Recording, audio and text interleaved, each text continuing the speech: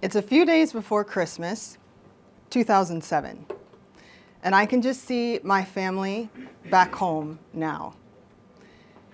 There's like this dusting on the grass all around the house of snow, just a little bit, you know, kind of looks like powdered sugar over donuts. It's really beautiful. There's this sense of green, yellow, crisp air, that kind of air that only happens in winter. If you're from some four-season culture, you know what I'm talking about. Valencia doesn't count, okay? This is not winter. Crisp, open, suburbia America.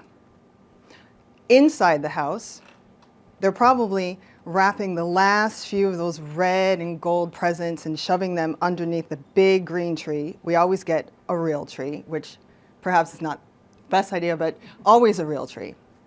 And it smells like my mom's traditional baked ham recipe that technically comes from the supermarket, macaroni and cheese, and a hint of eggnog. I hope you know what eggnog is. At some point during the day, like always, they'll snuggle up on the couch together under a big blanket and watch some random classic holiday movie for the 15th time. I, on the other hand, am standing on a steamy, hot train platform in the middle of the night in southern India.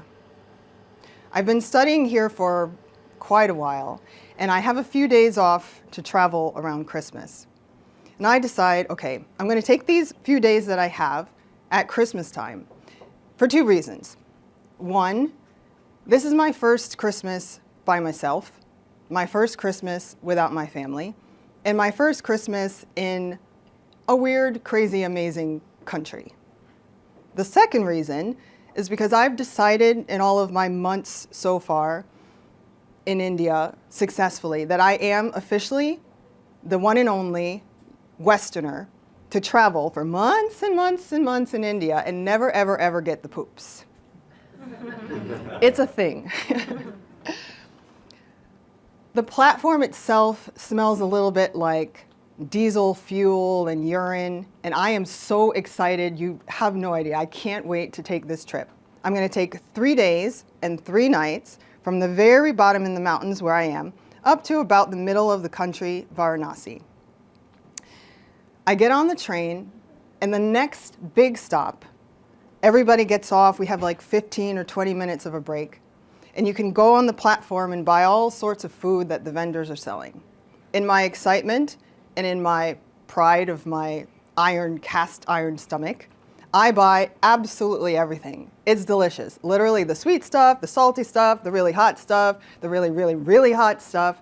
And I make sure to get my favorite, raita. Raita is cucumbers and yogurt. It's very soothing and cool. It's the opposite of all the spicy Indian stuff. So after my big feast, I drink down the raita. And I swear to you, as it's going down through my esophagus, the very cells of my body are like, what the hell are you doing? No, this was a bad mistake. No. And then plop, all the way down to the bottom of my stomach. A few hours later, I'm on my like makeshift cot thing, snuggled up in this little sack that I've sewed for myself out of an old sari material. It's very India, or at least my India it was. And I'm flipping through the pages of Indian Cosmopolitan when I hear the first rumbles. Yeah. Needless to say, that raita was not right at all. And I proceed to spend an inordinate amount of time in the train bathroom. The next day, I take a look at my supplies because you have to understand, I have an iron stomach, okay? I never get sick. So I brought just enough tissues and just enough water for exactly 3 days of my trip because smart. I take a look at my supplies and I say, okay, right, we've already done 1 day, I have 2 days. If I ration somehow my trips to the bathroom, I should be okay with the amount of water and the amount of tissues that I have. We're fine.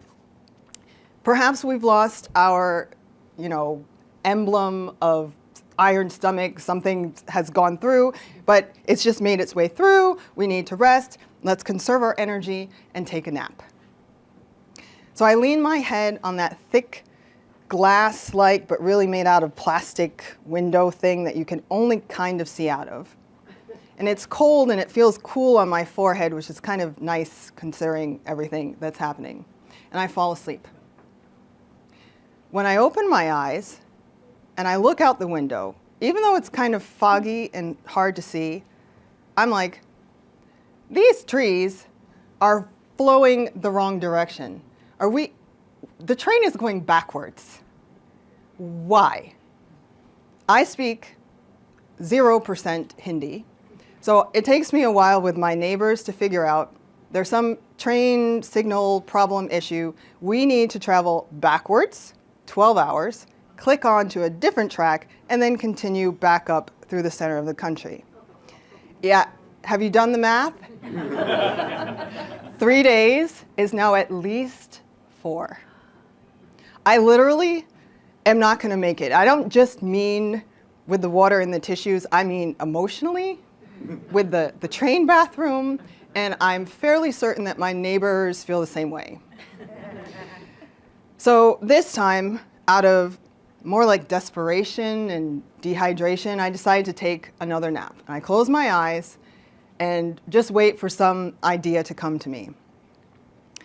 As I'm sleeping or trying to, I feel this tap on my arm.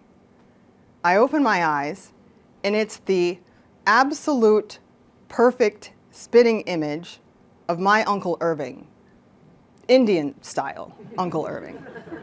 Behind him is his tiny little wife with this big smile and a smattering of kids. And he comes up to me with this big burlap sack full of shiny silver tins that each tin has this amazing smelling food. This is their personal food for the trip. Probably a smarter idea than buying stuff on the platform. Yeah. Out of his like Santa sack, yeah, he pulls out 3 chapati breads, like a dry, simple cracker bread, 2 big bottles of water, and 1 pomegranate. With our 0 common language, I figure out that he's saying to me, you eat this and only this 3 days. Right. I say, okay, I'm going to listen to my Uncle Irving. He knows way more about this than I do. So over the next few days, I portion out the chapati bread and the water, and I treat myself every once in a while with a handful of those beautiful burgundy pomegranate seeds. By the time that we get to Varanasi, it's my time to get off, but Uncle Irving and his family are staying to go further up north. I do my best with smiles and awkward bowing gestures to say thank you for what they've given me. And as I step out of the train onto the platform in Varanasi, I realize, wait a minute, yesterday was Christmas, and I didn't feel lonely at all. In fact, I didn't even realize that it happened. In fact, I kind of did have Christmas. I had a feast that potentially saved my life, and I kind of spent it with family. Yes, the Indian doppelganger version of family, but family all the same. And I realized Christmas is in here, not in the things. Thank you.